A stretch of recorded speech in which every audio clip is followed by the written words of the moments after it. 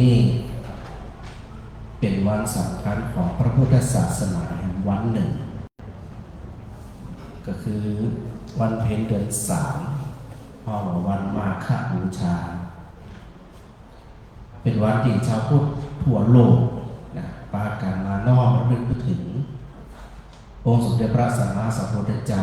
ที่พระองค์ได้ทรงแสดงโอวาทปาติโมกข์ซึ่งในวันนั้นพระธรรมที่พระพุทธเจ้าทรงแสดงเป็นใดเนี่ยเดียวกันว่ากันสถานที่อยู่ตามบ้านบรรจอมที่ตามเฟซบุ๊กไลฟ์ของพระจักรโดยเนี่ยก็สามารถทำวัดสวดมนต์เย็นโดยกันหนังสือที่ได้แจกไปนั่นสถานกับเรียนตัวหนึ่งเหมือนเดิมก็คือเอาเริ่มตั้งแต่นาที7แล้วก็เรื่อยไปเพื่อที่จะถือโอกาสได้ทำวัดสวดมนต์กับสถาบันตะเรือในวันนี้หลังสื่อก็หลายวันละที่ก็ได้ออกรายการแต่วันนี้ก็ถือโอกาสอันดีแห่งวันหนึ่งเชิญชวนศรัทธาที่อยู่ตามบ้านตามจองได้มีเวลาได้มาสวดมนต์โปรดสันเนิ่นเปิดไปที่นาที7เปิดทุกตัวพระจักรก็จะเป็นต้นเสียงแต่ว่าสวดแปลเหมือนเดิมในสถานเนิ่นโยสุอาคาวาระหังสัมมาสัมพุทโธพระผู้มีพระภาคเจ้าพระองค์ใดเป็นพระอรหันต์ดับเลิกกิเลสเลิกทุกข์สิ้นเชิงตรัสรู้ชอบได้โดยพระองค์เองสวากขาโตเยนะภะคะวะตาธัมโมพระธรรมเป็นธรรมอันพระผู้มีพระภาคเจ้าพระองค์ใด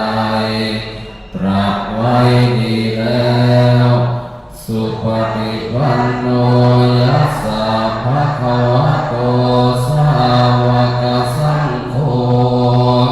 พระสงฆ์สาวกของพระผู้มีพระภาคเจ้าพระองค์ใดปฏิบัติดีแล้วตัมมยังภะคะวันตังสัทธัมมังสัสสังฆังอิเม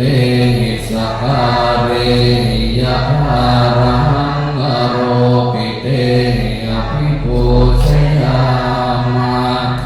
ข้าพเจ้าทั้งหลายขอบูชาอย่างยิ่งซึ่งพระผู้มีพระภาคเจ้าพระองค์นั้นพร้อมทั้งพระธรรมและพระสงฆ์ด้วยเครื่องสักการะทั้งหลายเหล่านี้อันยกขึ้นตามสมควรแล้วอย่างไรสาธุโนพันเตภะคะวาสุจิระปรินิพพุโตภิข้าแต่พระองค์ผู้เจริญพระผู้มีพระภาคเจ้าแม้ปรินิพพานมาแล้วทรงสร้างคุณอันสำเร็จประโยชน์ไว้แก่ข้าพเจ้าทั้งหลายปัจฉิมาชนะตานุกัมปมานัสสาทรงมีพระหฤทัยอนุเคราะห์แก่ชุมชนผู้เกิดมาภายหลังอิเมสัตตาเรทุกขตาปันนาการะโคเตปฏิการนารุขอพระผู้มีพระภาคเจ้าจงรับเครื่องสักการะอันเป็นบรรณาการของคนยากทั้งหลายเหล่านี้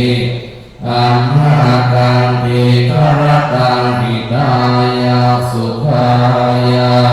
เพื่อประโยชน์และความสุขแก่ ข้าพเจ้าทั้งหลายตลอดกาลนานเทอญเกิดเป็นหน้าต่อไปอะระหังสัมมาสัมพุทโธภะคะวาพระผู้มีพระภาคเจ้าเป็นพระอรหันต์ดับเลิกกิเลสเพลิงทุกข์สิ้นเชิงตรัสรู้ชอบได้โดยพระองค์เองพุทธังภคะวันตังอภิวาเทมิข้าพเจ้าขออภิวาทพระผู้มีพระภาคเจ้าผู้รู้ผู้ตื่นผู้เบิกบานสวากขาโตภะคะวะตาธัมโมพระธรรมเป็นธรรมที่พระผู้มีพระภาคเจ้าตรัสไว้ดีแล้วธัมมังนัมมัสสามิข้าพเจ้าขอนมัสการพระธรรมสุปฏิปันโนภะคะวะโตสาวกสังโฆพระสงฆ์สาวกของพระผู้มีพระภาคเจ้าปฏิบัติดีแล้วสังฆังนามามิข้าพเจ้าขอนอบน้อมพระสงฆ์นะโมตัสสะภะคะวะโตขอนอบน้อมแด่พระผู้มีพระภาคเจ้าพระองค์นั้นอะระหะโตซึ่งเป็นผู้ไกลจากกิเลสสัมมาสัมพุทธัสสะตรัสรู้ชอบได้โดยพระองค์เองนะโมตัสสะภะคะวะโตขอนอบน้อมแด่พระผู้มีพระภาคเจ้าพระองค์นั้นอะระหะโตซึ่งเป็นผู้ไกลจากกิเลสสัมมาสัมพุทธัสสะตรัสรู้ชอบได้โดยพระองค์เองนะโมตัสสะภะคะวะโตขอนอบน้อมแด่พระผู้มีพระภาคเจ้าพระองค์นั้นอะระหะโตซึ่งเป็นผู้ไกลจากกิเลสสัมมาสัมพุทธัสสะตรัสรู้ชอบได้โดยพระองค์เองเปิดเป็นหนังสือสองหนังที่12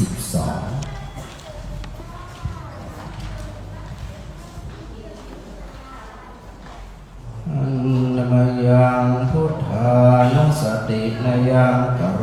มาเสบังโฆตังนะภะคะวันตังเอวังกัลยาณ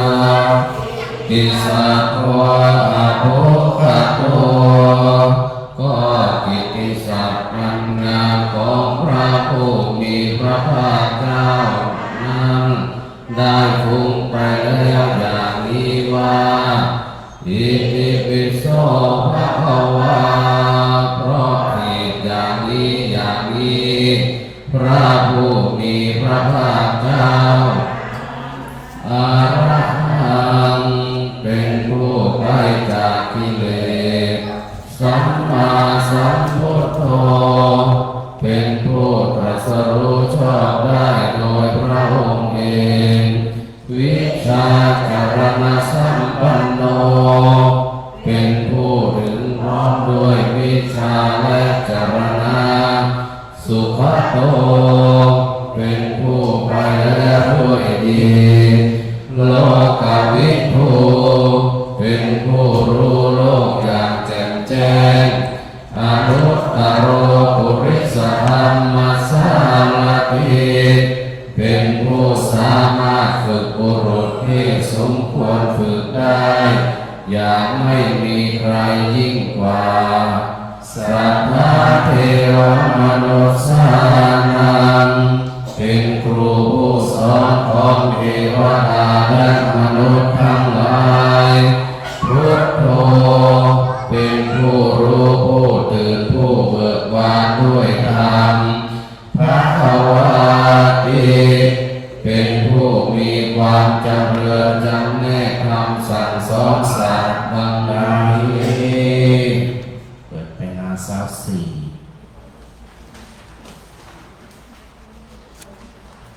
อันนยังอัมมานุสตินยังกโรมาเสสุขาตัวภะคะวะตาธัมโม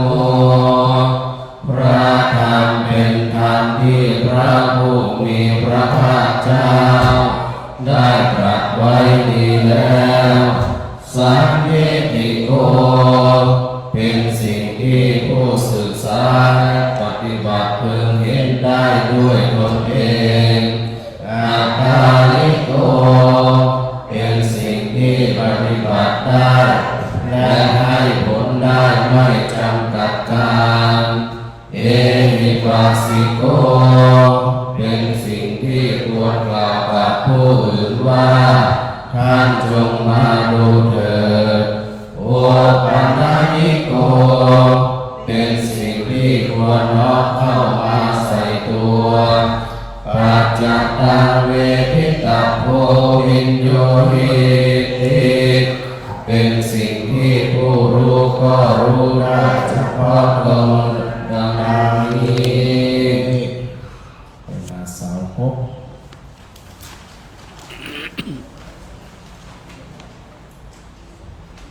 หันนมยังสังขานุสตินยังกโรมาเสสุปฏิปันโนภะคะวะโตสาวกสังโฆสงฆ์สาวกของพระผู้มีพระภาคเจ้าหมู่ใดปฏิบัติดีแล้วอุชุปฏิปันโนภะคะวะโตสาวกสังโฆสงฆ์สาวกของพระผู้มีพระภาคเจ้าหมู่ใดปฏิบัติตรงแล้ว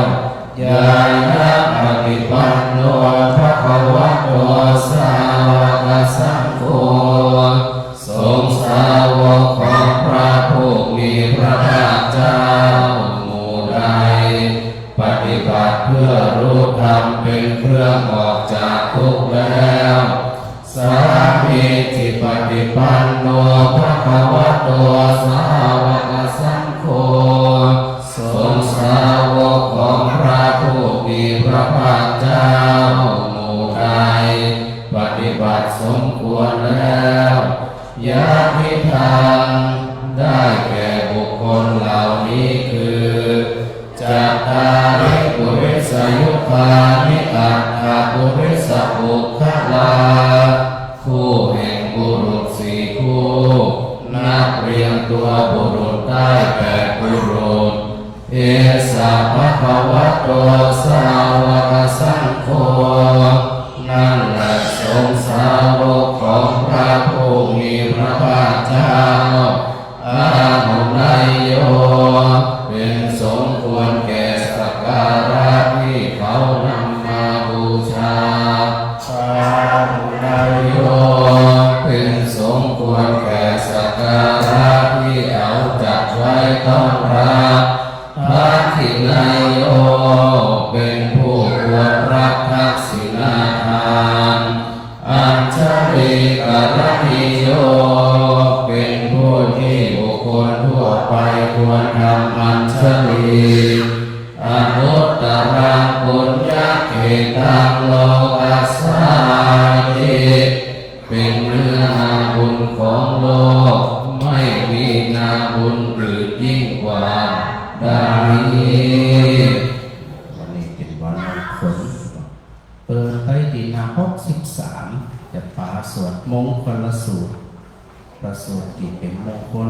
38ประการท่านเท่านั้นมาเดินลูกถึงพอปิดบ้านปิดจองจะไปดูหน่อยมงคล38ข้อเนี่ยมันมีอย่างพอเอาต่อไปปฏิบัติใจมากน้อยแค่ไหนชีวิตเราจริงจะเป็นมงคล63เลยสถานที่อยู่โรงพยาบาลก็เหมือนกันนะ63พร้อมกันเลยเอวังเอสุตังเอกังสมัยยังภะคะวะสาวะกิยังวิหารติเชตวะเออนาถปิณฑิกาสหารามิอะหะโกอัญญตราเทวตาอภิการกายรัตติยาอภิการปวันนาเยาวรัตถวันเชตวันนังโอภาเสวะเยนะภะคะวะเตนะปัสสังกามิอุปัสสังกามิตวะภะคะวันตังอภิวาสวะเอ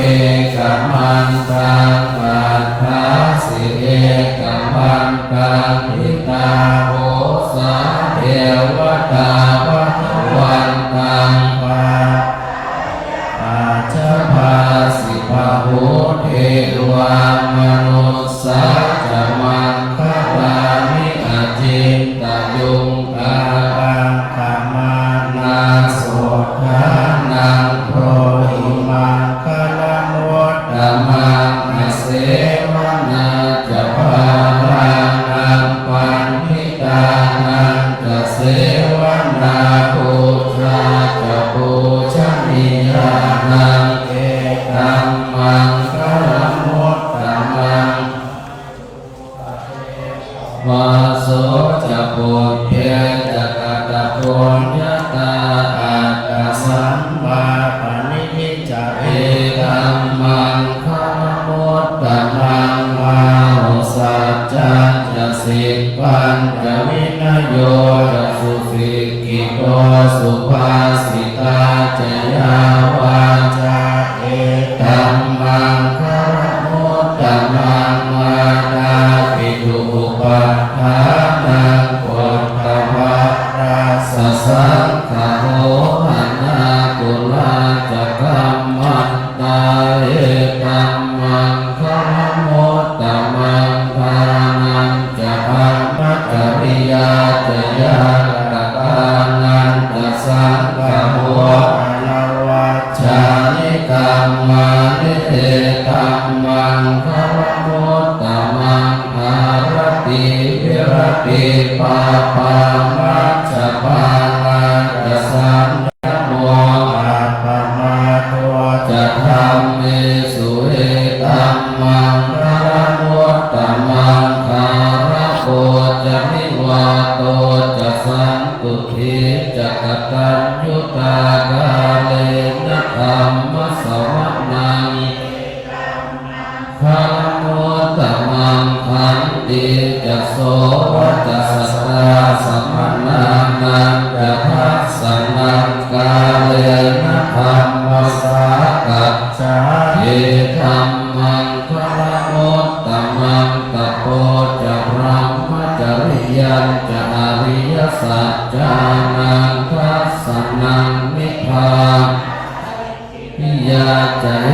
ตัมมังคลโมตตมังพุทธัสสะโลกธรรมเมหิจิตตัญญาสนกังปฏิอโศกังวิรัชังเขมังเอตัมมังคลโมตตมังเอกาทิสานิกัตตวาสัพพะปราชิตาสัพพะทาทิงขาชันติตันเตสัมมังคลโมตตมังติวัตถุสัพพมังคลังราคันตุสัพพะเทวตาสัพพะพุทธานังเวนัสสะโสติภวันตุ ตุเตภวตุสัพพมังคารังราคันตุสัพพะเทวตาสัพพะธัมมานุภาเวนัสสทธาโสทิภวันตุเตภวตุสัพพมังคารังราคันตุสัพพะเทวตาสัพพะสังฆานุภาเวนัสสทธาโสทิภวันตุเตก่อนที่เราจะอธิษฐานทำการเวียนเทียนเราถือโอกาสได้น้อมถวายเป็นพุทธบูชาเพราะว่าการบูชาของพระพุทธเจ้านั้นมีสองประการประการแรกอามิสบูชาดอกไม้ถูกเทียนจะทุกปัจจัยเหล่านี้เนี่ยเป็นอามิสบูชาได้อานิสงส์ก่อใดได้บุญก่อใดแต่พระพุทธเจ้าตรัสสรรเสริญปฏิบัติบูชาเพราะว่าเวลาเราปฏิบัติบูชาเรามันได้กับตัวเขาแต่สิ่งที่พระพุทธเจ้าได้คือเขาท่านทั้งหลายที่ทำในมณฑลก็คือสัมโพธจิตจิตมันมีพลังจิตมันตองพอจิตมันเป็นสมาธิจิตมันตองแล้วทุกอย่างก็จะปล่อยวางเบาสบายพอจิตสบายมันก็ส่งผลสุขภาพกายสบายตัวดังนั้นเนี่ยตัวจิตเป็นตัวสำคัญยิ่งคนจะมีความตุกคนจะมีความสุขถ้าบ่สามารถควบคุมจิตใจของตัวเองได้นั่นเนี่ยก็ยากที่จะแสดงหาความสุขได้ดังนั้นเมื่อเขาถือโอกาสได้ระลึกถึงองค์สมเด็จพระสัมมาสัมพุทธเจ้าแล้วเขาก็นั่งตัวตรงๆมือจะวางจะได้ก็ยืดตัวตรงๆแล้วก็ปิดทวารหนึ่งทวารก็คือปิดตาลับตาลงยืดตรงๆตัวตรงๆหลังตรงๆคอตรงๆมือปล่อยสบายนะการที่เขาทำในลักษณะที่นี่พระพุทธเจ้าตรัสว่าขณะที่เธอนั่งอยู่ก็หูชัดว่าเธอนั่งอยู่นิสินโนวานิสินโนมาติปชานาติขณะที่เธอนั่งอยู่ให้รู้ชัดว่าเธอนั่งอยู่มีเขาทั้งหลายพอประใจเขาว่าขณะนี้เขานั่งอยู่นั่งทางไหนนั่งตัวตรงหรือว่านั่งหลังงอถ้าสติของเขาไปสังเกตเห็นว่าขณะนี้หลังเขาตัวตรงเตือได้สติกึดได้บ่ได้ยืดตัวขึ้นมาแหมนะทุกขณะจิตเพราะว่าขณะนี้เนี่ยเขาจะสังเกตเพียงแค่ว่าเขานั่งอย่างใดมือวางปล่อยเบาสบายนะฐานนั่งจะได้วางจะได้สบายมือวางในฐานนั่นแต่ว่ามือเขาทั้งหลายนั่นแหละสำรวจจิตแค่ไปสำรวจตัวของเขาว่าขณะนี้เขานั่งแบบไปให้หันชัดๆนะชัดๆพอมันส่งไปภายนอกกลับมาดูตัวเขาใหม่เพราะว่าตัวเขาเนี่ยมันเป็นเซนเตอร์เป็นศูนย์กลางในการที่จะพัฒนาจิตของเขาเนี่ยมีคุณภาพจิตมีคุณภาพความคิดมีคุณภาพส่งผลถึงการแก้ชีวิตแบบมีคุณภาพตัวเองดังนั้นเนี่ยก็สัก5 นาทีของท่านทั้งหลายตั้งใจบางคนเนี่ย5 นาทีแต่มีความหมายบางคน5 นาทีอาจจะจิตฟุ้งไปฟุ้งมาก็แบบเป็นอย่างพระเจ้าบอกว่าถ้าเฮาหู้ว่าจิตมันฟุ้งนั่นแหละสติเกิดขึ้นแล้วว่าหู้ตัวเองว่ามันฟุ้งแต่ขณะเดียวกันเขาก็มาสองขณะที่เขารับสายอยู่เนี่ยเขาหู้ชัดว่าเขานั่งอยู่ที่อีวางมือวางไว้ที่อีขาวางไว้ที่อีหลังตรงที่อีลำคอตรงที่อีศีรษะเขาเบาสบายหัวไหล่ของเขาก็วางเฉยๆนะปล่อยวางสบายบ่ต้องไปเครียดบ่ต้องไปเกร็งปล่อยวางสบายสัก5 นาทีตั้งใจ อ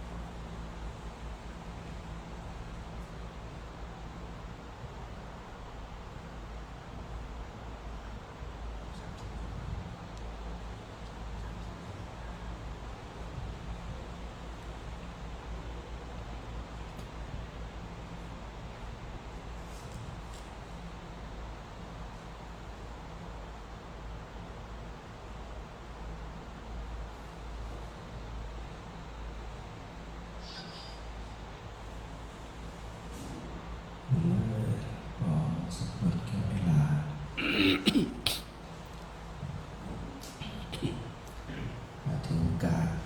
แผ่เมตตาด้วยนะการทำบุญงามความดีทุกครั้งก็ต้องถือโอกาสแบ่งปันเพื่อแผ่กับผู้อื่นสิ่งอื่นสัตว์อื่นยิ่งให้ยิ่งฮือยิ่งได้ความสุขยิ่งฮือก็ยิ่งกลับมาแล้วก็เอาว่าการแผ่เมตตาทั้งนั้นเนี่ยไปแผ่เมตตากำเมืองหน้า35แผ่เมตตากำเมืองโอ้วันนี้30 คนตะปกตั้งใจดีขันหนักวันนี้นะสั่งเลยสั่งที่มาเนี่ย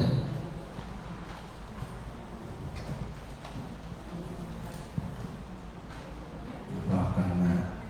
อิตังตานะธัมมังนิพพานะปัจจโยโหตุโนนิจจังอิตังศีลกัมมังสัพนิพพานะปัจจโยโหตุโนนิจจังอิตังภาวนากัมมังนิพพานังปัจจโยโหตุโนนิจจังยังกิจจิกุศลังกะตะปังกัมมังปุญญังโนอาโนโมทันตุสุนันตุโหตุเอเทวะทัสสะมิงตานิอาภิกาตาภิกายุกาสัพพะสัพพะสัตตานังสุขีอัตตานังปาริหารันตุมาตาปิตาสุขิตาตุทุกขาภะมุญจันตุสัพเพสุขิตาโหตุทุกขาภะมุญจันตุสัพเพ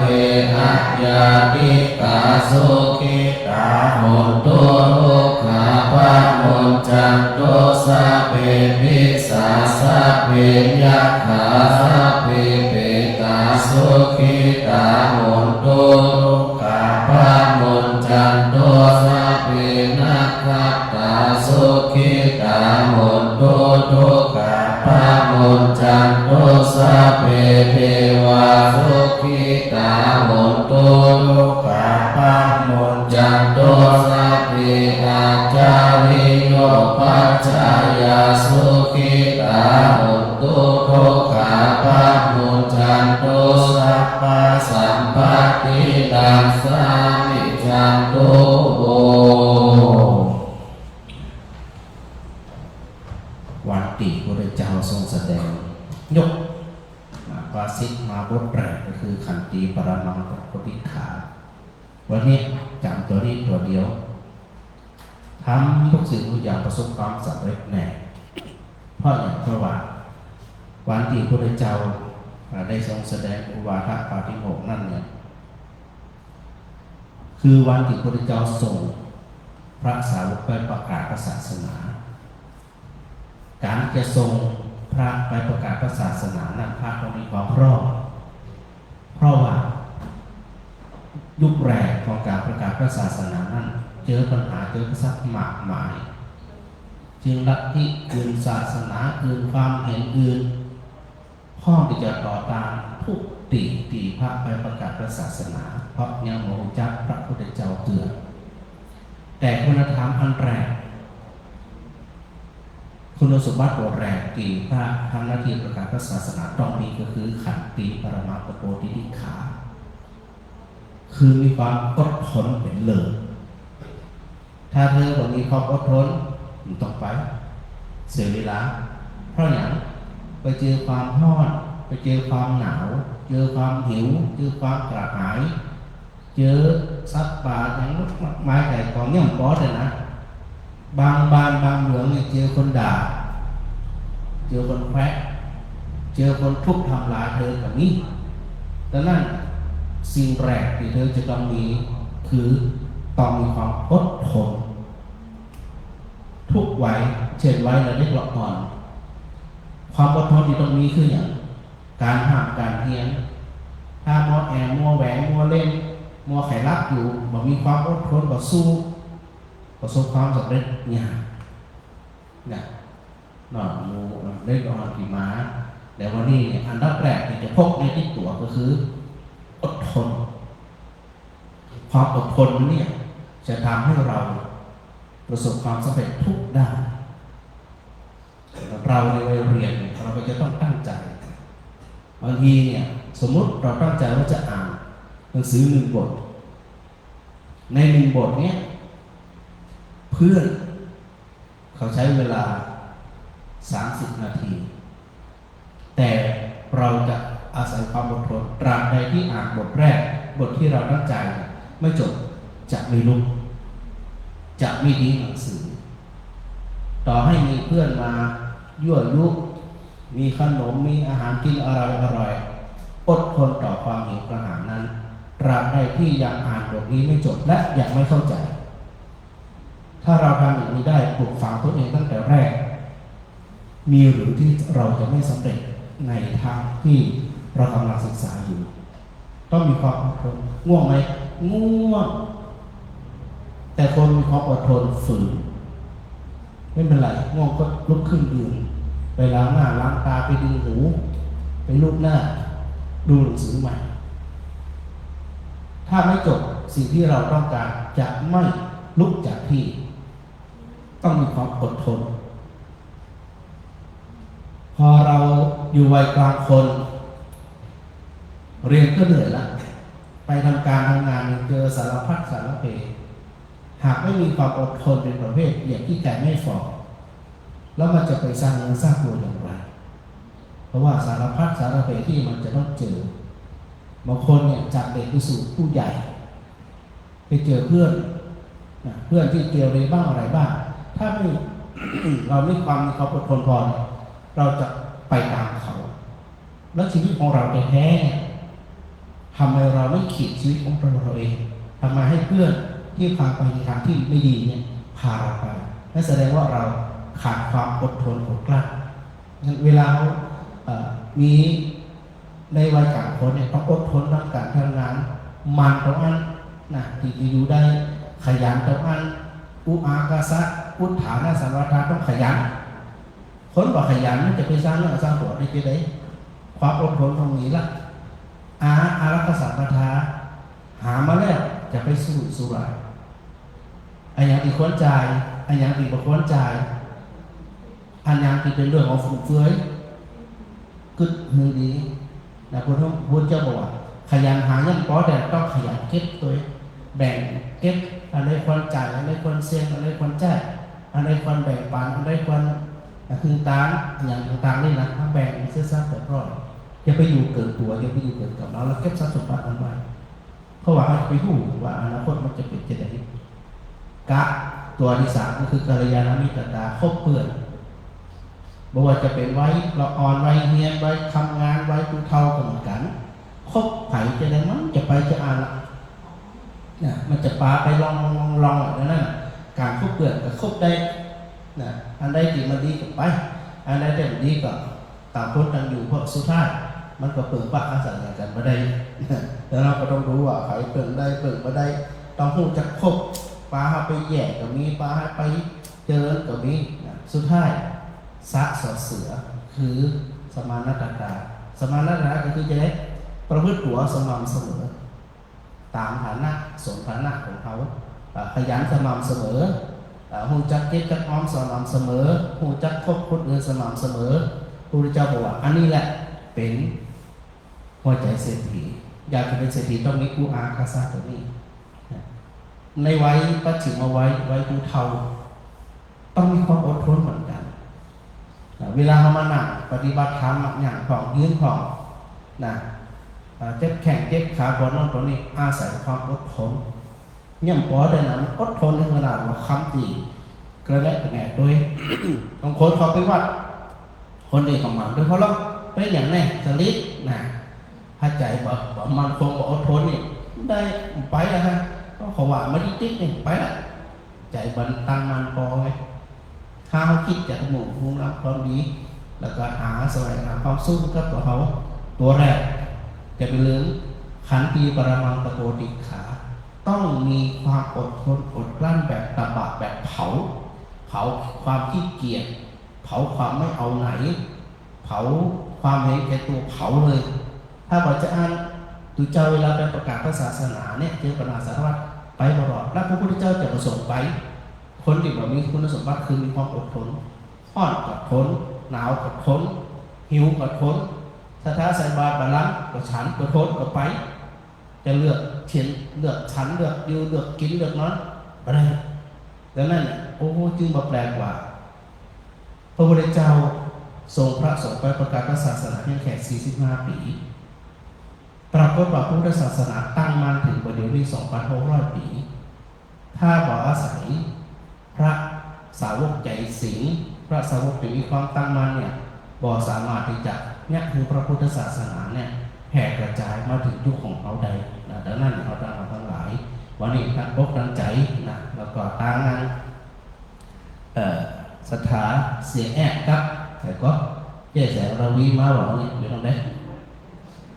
เจ๊แสงระวีเสียงแอบเหรอฮะเดี๋ยวนั่น อันคนหลวงนั่นคือส่งไลน์มาอาจารย์ก็ได้อ่านก็ต้องขอโมทนาตัวเองที่อันไทยเลี้ยงข้าวต้มนอกจากอันเสียแอบครับโยมแสงระวีแล้วไผ่เป็นเจ้าภาพของผู้กองวันนี้คือนี่สถาบันดัดเดือดบุคคลที่มาใส่บาตรเจ้าขนมที่สถาใส่บาตรเจ้าเอามาวางนี่แต่ตัวที่โยมปัญญามาตะกี้เอามาวางมาหมาดื้ออย่างนี้เนี่ยจีเป็นว่ามาหมาเก็บไว้วันต่อไปแต่วันนี้มีขนมในจังหวัดวีระอ่อนคือขนมเนี่ยนะหนูชอบอะไรหยิบได้เลยไม่ต้องเกรงใจชอบขนมชิ้นไหนอะไรอย่างไรหยิบได้เลยเพราะเราใส่บาตรอะไรเมื่อเช้าใส่ขนมให้สิ่งใดได้สิ่งนั้นใส่ขนมยอมได้กินขนมจะได้กิน KFC มันคงยากอะเนื่องจากว่าเราใส่ขนมถ้าอยากจะกิน KFC จะต้องใส่อะไรถูกต้องให้สิ่งใดยอมได้สิ่งนั้นนะอกตั้งใจเลยตั้งโมขึ้น3 จบเลยเราจะทำการบูชาวันทำจะทำปฐมศีลตั้งอกตั้งใจกล่าวนโมร่วมกัน3 จบเลยนะโมตัสสะภะคะวะโตอะระหะโตสัมมาสัมพุทธัสสะนะโมตัสสะภะคะวะโตอะระหะสัมมาสัมพุทธัสสะนะโมตัสสะภะคะวะโตอะระหะโตสัมมาสัมพุทธัสสะอัจฉายังมาคะปุณณมีสัมปัตตา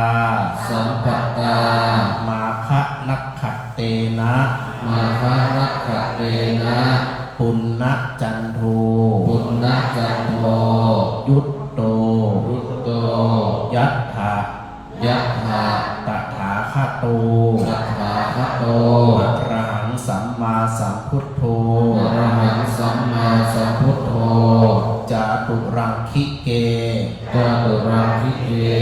สาวกสันนิปาเตโภวาทะปาติโมกขังบุติสิสาธุโนพันเตภัคควาสัสสาวกสังโฆสุจิระปรินิพุตโตคุเนหิทะระมาโนอิเมหิครตังหิตายะสุขายะบัดนี้ข้าพระพุทธเจ้าทั้งหลายมาทำการกราบไหว้ระลึกถึง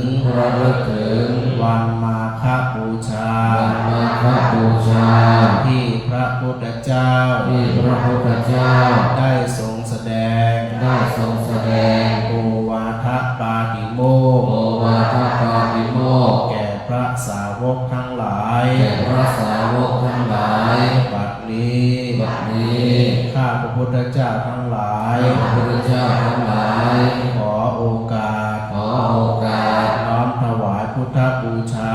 น้อมถวายพุทธบูชา ทั้งอามิสบูชา ทั้งอามิสบูชา และปฏิบัติบูชา และปฏิบัติบูชา ขอให้เป็นอานิสง ขอ ส์ ให้เป็นอานิสงส์ ให้ข้าพระพุทธเจ้าทั้งหลา ให้ ย ข้าพระพุทธเจ้าทั้งหลาย มีแต่ความสุขความเจริ มี ญ แต่ความสุขความเจริญ ให้ข้าพระพุทธเจ้าทั้งหลาย ให้ข้าพระพุทธเจ้าทั้งหลาย มีสติปัญญา มีสติปัญญา อย่างแจ่มแจ้ง อย่างแจ่มแจ้ง สามารถรู้ความจริง สามารถรู้ความจริง เพื่อความผาสุก เพื่อความผาสุก เพื่อความเจริญรุ่งเรือง เพื่อความเจริญรุ่งเรือง เพื่อบรรลุ เพื่อบรรลุ มรรคผลนิพพาม รร น คผลนิพพาน ด้วยการทุกท่านทุกคนเถิ ด้วยการทุกท่านทุกคนเถิด มีขอบอนกันเนิ่นตั้งใจสัพพิติโยวิวัจจันตุสัพพะโรโควินาศตุมาเตภวัตวันตรายโยสุขีทีคายุโกภวะอภิวา